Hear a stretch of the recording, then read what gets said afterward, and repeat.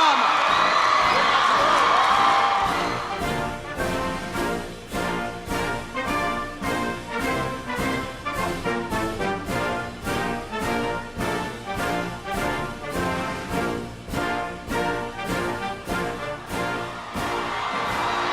Hello, Alabama.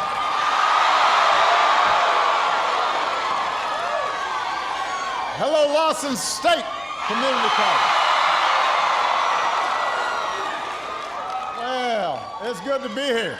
Thank you so much. I love you back. I do. Thank you. Everybody have a seat. Have a seat. I'm going to talk for a second. Can everybody please give Ali a big round of applause, please?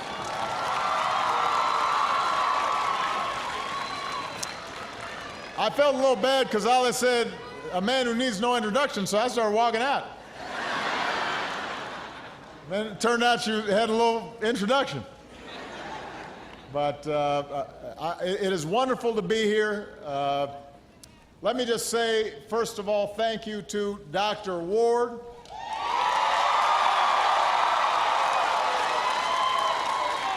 Who is not only your president, we named him a White House champion of change for the great work he's done here at Lawson State.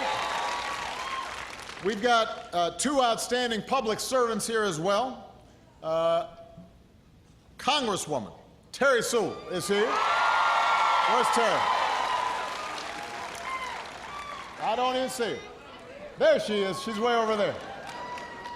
And your mayor, William Bell, who's in the house.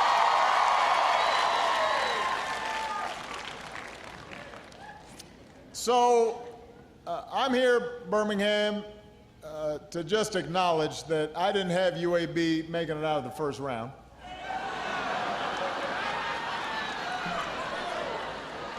My bracket is so busted, but UAB, that's a great accomplishment. I want to congratulate them.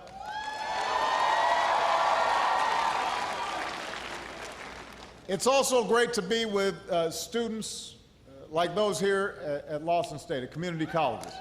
I'm proud of all of you. I'm proud of you making this investment in yourselves.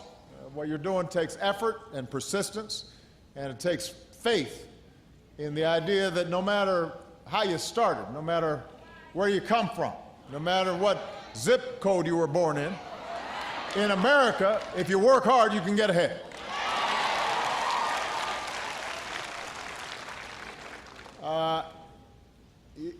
I think it was yesterday I saw a story where someone said that a visit from the president is a potential game changer for the neighborhood. I don't know if just one visit's a game changer, but it's nice to be with you. The real game changers for any neighborhood, for any community, are the people there. The folks who day in, day out are doing the work and raising families and participate in the community and through their churches and faith institutions are trying to provide that optimism and that lift. And the young people who are here, you're the game changers, because what you're studying and your ability to then apply that learning, that's going to make a difference. The love we put into our families and our communities every day and embracing the joys of citizenship and participation, that's what is a game changer. That's what makes a difference. Now, I won't deny I can help a little bit. I can maybe make a little bit of difference. And today I want to talk about what we can do as a country to reward hard work and keep the economy going and make sure that new jobs and opportunities exist. The good news is right now we're on a 60-month streak of private sector job creation. 60 months, that's 5 years, that's a long time. We've created 12 million new jobs. Nationwide, the unemployment rate has fallen. When I came into office, that first year it was 10%. Now it's 5.5%.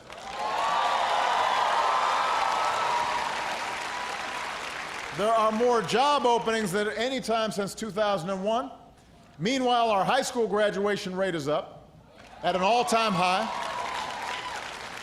More than 16 million Americans have gained the security of health insurance.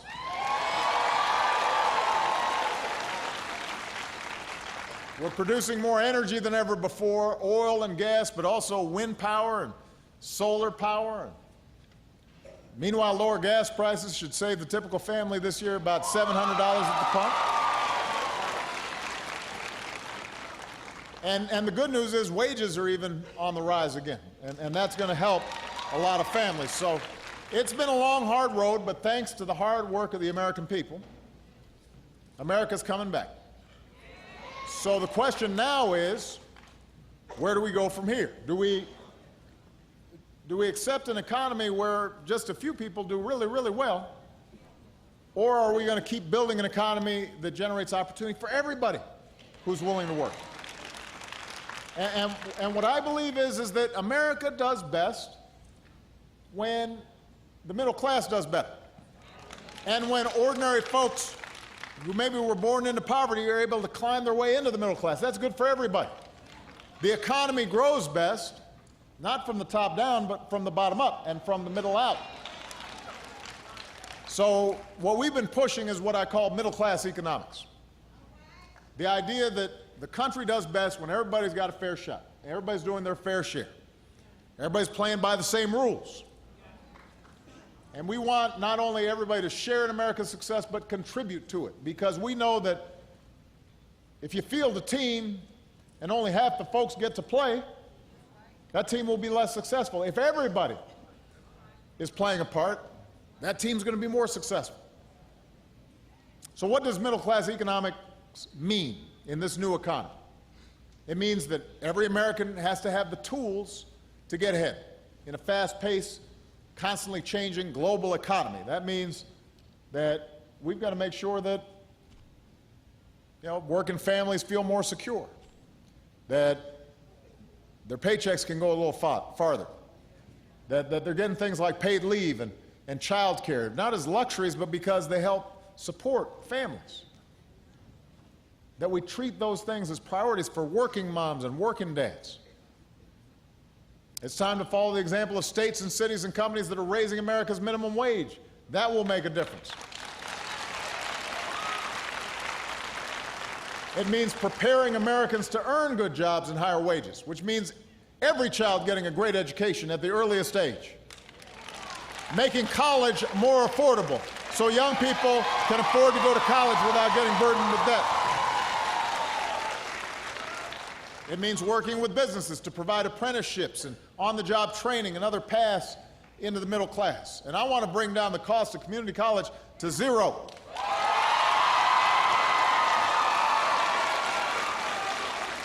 Two years of community college should be as free and universal as high school is today. If we've got the best trained workforce in the world, then businesses will come to Alabama, they'll come to Birmingham, they'll come to America, and we will succeed. Middle-class economics means building the most competitive economy anywhere, so we can keep churning out high-wage jobs for the workers to fill. I want to put more people back to work, rebuilding our roads and our bridges, modern ports, faster trains, faster internet. We should invest in those things. They pay off many, many times over. I want to invest in basic research so that jobs and industries of the future take root here, because we've invented new products and new services and innovated. And we can pay for these investments without blowing up our deficits. We just need to reform our tax code so it helps middle-class families get ahead instead of letting folks who already got a lot get ahead.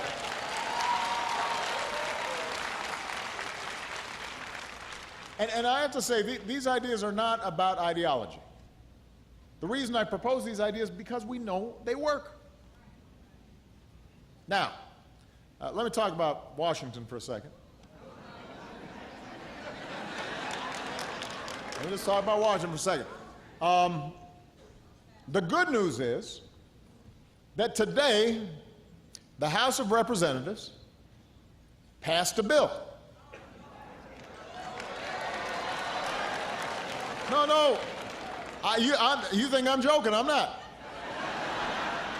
It was a bipartisan bill designed to make sure that doctors in our Medicare system get paid on time, that the Children's Health Insurance Program continues to work.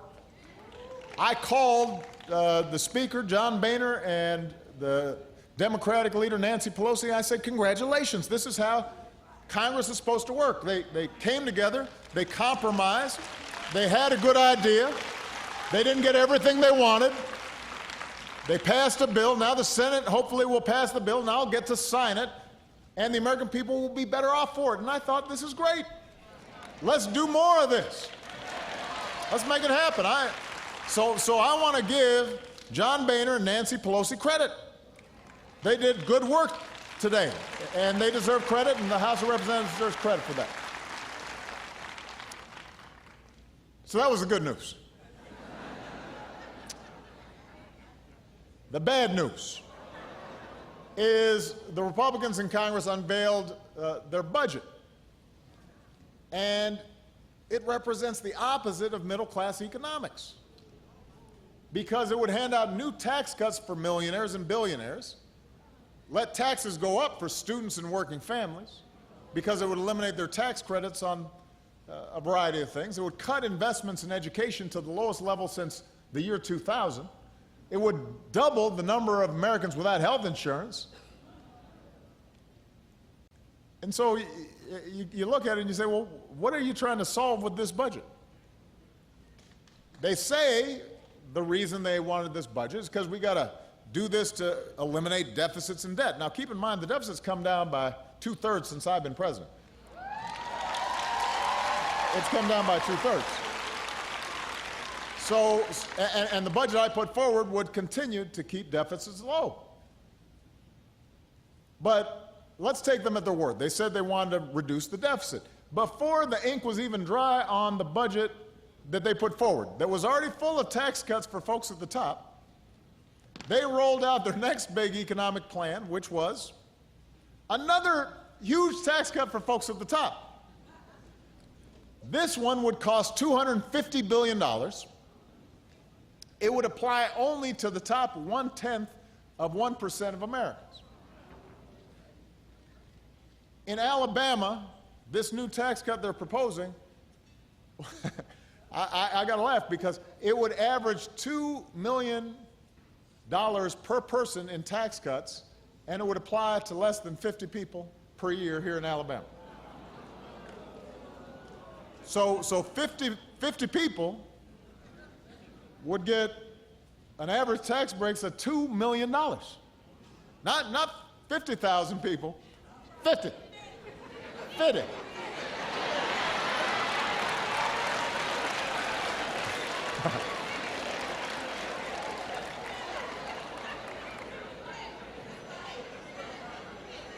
Now, what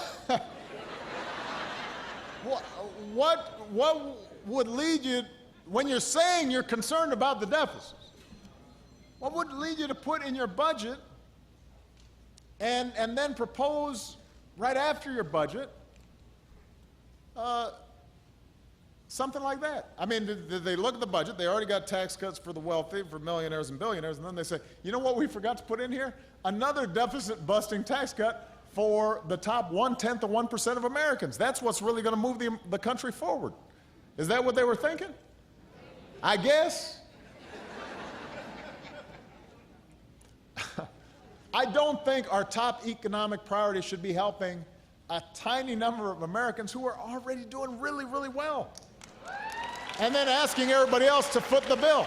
And keep in mind, one of the things about being president, you meet people from all walks of life. You meet folks with very modest incomes. You meet the wealthiest people in the world. And let me just say, some of these folks at the very top, the top 1/10 of 1%, are wonderful people. You know, Warren Buffett's a great friend of mine. They've done amazing things. They've invested. They've created businesses. They deserve great success. But they really don't need a tax cut. And if you talk to them, they'll tell you, I already got a couple of planes. I already got a boat. I already got 5 or 6 houses. I'm okay. And the idea that you would do it at the same time as you're eliminating tax credits for students or working families, that doesn't make sense. Our top priority should be helping everybody who works hard get ahead. It doesn't mean everybody's going to be equal. It doesn't mean that we're going to punish people who've started businesses and taken risks, and they should be rewarded. But we want to make sure everybody has a chance to do okay if they're working hard. And that brings me to one of the main reasons that I'm here in Birmingham today. One of the main ways to make sure paychecks go farther is to make sure working families don't get ripped off. All right? And that's why we've taken action to protect Americans from financial advisors who don't necessarily have the interests of their clients at heart. That's why we've taken steps to protect student borrowers from unaffordable debt. We want them to know before they owe. It's why 5 years ago we passed historic Wall Street reform to end this era of too big to fail, where banks on Wall Street, some of them would make reckless bets and then everybody else would have to clean up after them. And why we've been working to protect people so that they understand mortgages and they don't buy homes they can't afford and end up in a situation not only hurting themselves but hurting the financial system. And that's why, as part of this reform, we created an independent consumer watchdog with just one mission, and that is to look out for all of you. And it's called the Consumer Financial Protection Bureau, or Cfpb. Now, these folks, the Cfpb, it hasn't been around a long time, but because of the work they've done, it's not a big agency, but they've already put over $5 billion back into the pockets of more than 15 million families.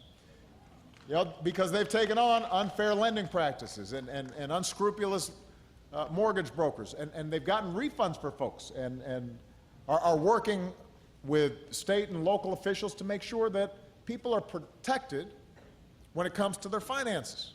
Because if you work hard, you shouldn't be taken advantage of. And today, they're taking new steps towards cracking down on some of the most abusive practices involving payday loans and title loans. Now,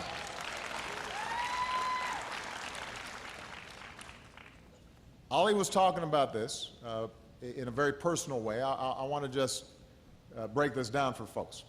Every year, millions of Americans take out these payday loans. Here in Alabama, there are 4 times as many payday lending stores as there are McDonald's. Think about that, because there are a lot of McDonald's. There are 4 times as many payday loan operations here in Alabama as there are McDonald's. Now, what they'll say, the folks who run these things, in theory, what they'll say is these loans help you deal with a one-time expense. So your car breaks down, you got to get to work, you go there, cash your check real quick, or get a quick loan, and then that's the end of it. In reality, most payday loans aren't taken out for one-time expenses. They're taken out to pay for previous loans. You borrow money to pay for the money you already borrowed. As Ollie will tell you, before you know it, you find yourselves trapped in a cycle of debt. At first, it seems like easy money, but the average borrower ends up spending about 200 days out of the year in debt. You take out a $500 loan at the rates that they're charging at these payday loans, some cases 450% interest. You wind up paying more than $1,000 in interest and fees on the $500 that you borrowed. We were hearing a story from some of the advocates who were working here in Alabama, a story about a family. The grandmother died, matriarch of the family. She passed away. They don't have quite enough to pay for the funeral. They go to a payday loan, borrow for the funeral, can't pay back the loan in time. The family's car gets taken away, and the 2 folks who are the breadwinners in that family lose their jobs because they can't get to work. Right? So what started off as a short-term emergency suddenly becomes a catastrophic financial situation for that family. And you don't need to be a math genius to know that it's a pretty bad deal if you're borrowing $500 and you have to pay back $1,000 in interest. So I just met with faith leaders and consumer advocates and civil rights leaders here in Alabama who are coming together to change that. And I want to say that this is a bipartisan effort. You've got some very conservative folks here in Alabama who recognize that they're reading their Bible, they're saying, well, that ain't right. Right? I mean, they're saying, you know, the Bible's not wild about somebody charging $1,000 worth of interest on a $500 loan because it feels like you're taking advantage of somebody. If you're lending to somebody knowing they can't pay you back and you're going to put them on the hook and just squeeze them harder and harder and harder and take more and more money out of them, you're taking advantage of them. And so I'm very proud of the bipartisan effort here in Alabama to try to change this. But I want everybody to know they're not going to have to fight alone, because at the federal level, the Consumer Finance Protection Bureau, the Cfpb, announced today that it's going to take important steps towards protecting consumers from getting stuck into these cycles of debt. And the idea is pretty common sense. If you lend out money, you have to first make sure that the borrower can afford to pay it back. Don't lend somebody money if you know they can't pay it back. As Americans, we don't mind seeing folks make a profit. And if somebody lends you money, then we expect you to charge interest on that loan. But if you're making that profit by trapping hardworking Americans into a vicious cycle of debt, you got to find a new business model. You got to find a new way of doing business.